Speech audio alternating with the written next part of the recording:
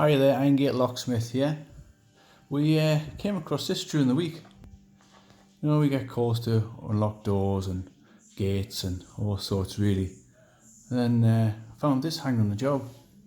I don't know if you've seen one before, but quite a fun little thing. You know, a little padlock obviously. But what you do is you take the key, you put it in there, and then you open it and, oh, hang on, wait a minute. Key's not turning. Must be something else going on here. Wonder what it could be. If you have a look on the back, you can see it. I don't know if you can see that, but there's a number 1. And there's a couple of rivets here. But key weighs down the bottom. It doesn't do anything. Hang on. What's this then? Does that mean it's a combination lock? Don't know, we'll try it.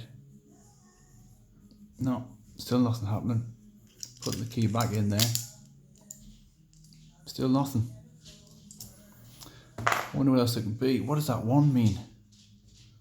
Let's hang on. What's this? If you set this at 1 and then you push this up. What's that? Another keyway? Let's try that. Set it at 1. Slide that up.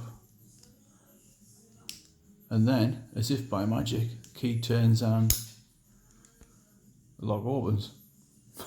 Bit of fun there.